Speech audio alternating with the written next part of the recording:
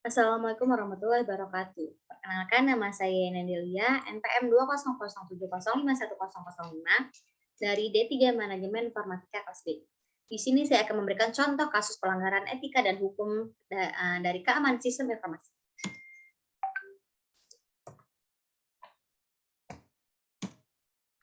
Baik, di sini ada pembahasan atau dari pengertian etika. Etika adalah sebuah prinsip benar atau salah yang digunakan seseorang yang bertindak sebagai pelaku moral yang bebas untuk membuat keputusan untuk mengarahkan perilakunya. Sistem informasi menciptakan kesempatan untuk perubahan sosial yang besar dan membahayakan distribusi kekuatan, keuangan, dan kewajiban yang ada. Permasalahan etika dalam sistem informasi telah memberikan perubahan yang sangat signifikan seperti hebohnya penggunaan internet dan penyalahgunaan dan perdagangan elektronik. Di sini ada contoh kasus. Yang pertama ada pembajakan software. Pembajakan software adalah penyalin atau distribusi perangkat lunak secara ilegal atau tidak sebuah program atau aplikasi hanya memberikan izin untuk salah satu pengguna dan komputer saja. Dengan membeli perangkat lunak, seseorang menjadi pengguna berlisensi atau berizin dan bukan pemilik.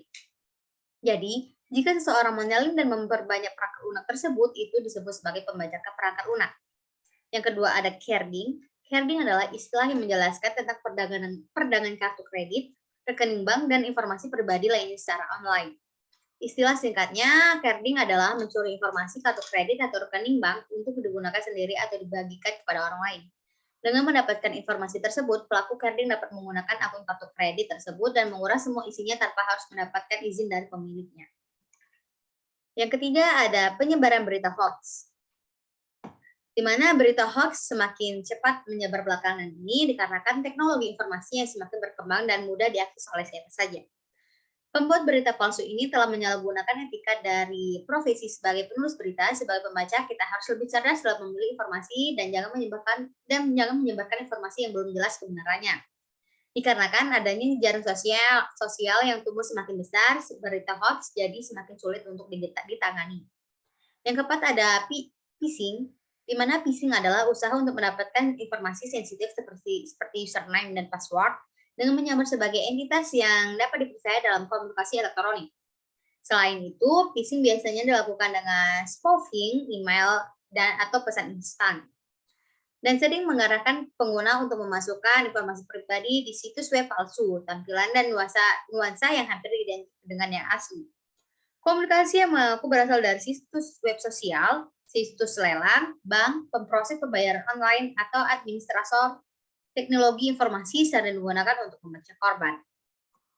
Yang kelima ada pembajakan akun, di mana pembajakan akun dapat terjadi ketika pengguna menggunakan password yang lemah serta tidak menggunakan verifikasi 2 langkah seperti yang direkomendasikan oleh situs-situs besar lainnya seperti Google dan Facebook. Akun yang dibajak dapat disalahgunakan oleh pihak lainnya, misalnya seperti mempromosikan konten yang tidak diinginkan secara terus-menerus. Lalu sebagai ahli teknologi informasi, telah menyalahgunakan kode etik yang seharusnya digunakan dan membantu pengguna internet justru malah disalahgunakan.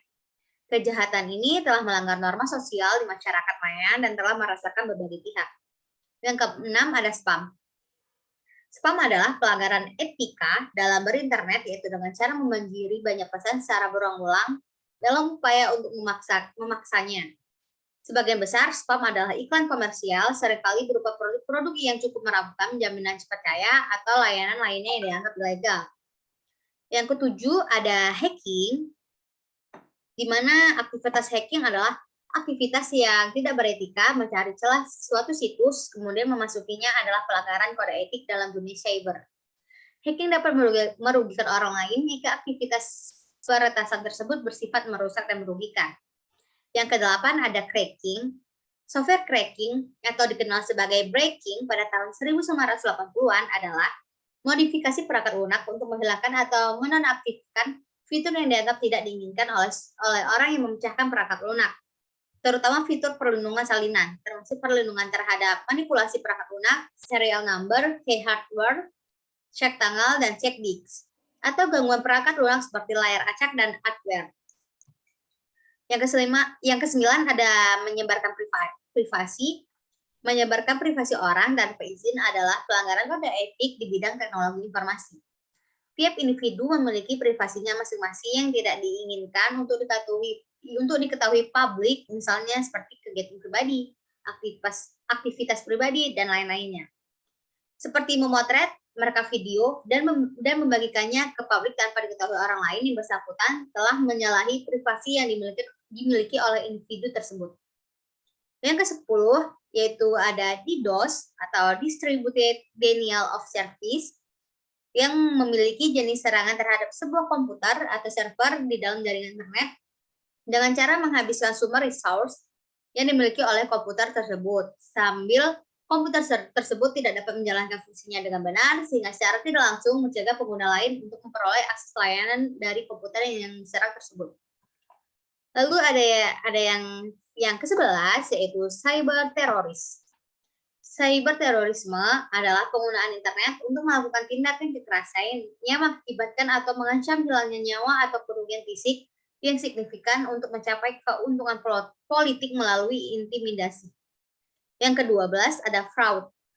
Secara umum, fraud adalah penipuan yang disengajakan untuk mendapatkan keuntungan yang tidak adil atau melanggar hukum, menyalahi kode etik, atau untuk mencabut korban hak hukum. Penipuan itu sendiri bisa menjadi salah sipil, misalnya seperti korban penipuan dapat menuntut pelaku penipuan untuk menghindari kecurangan dan atau memulihkan kompensasi uang. Terus ada pidana, misalnya seperti pelaku penipuan dapat diadili dan penjara oleh otoritas pemerintah, atau dapat menyebabkan adanya kehilangan uang, hak milik atau hak legal, namun tetap menjadi urusan kesalahan sipil atau kriminal lainnya. Baik, sekian yang dapat saya jelaskan. Jika ada salah kata, saya mohon maaf. Kepada Allah saya mohon ampun. Saya akhiri. Wassalamualaikum warahmatullahi wabarakatuh.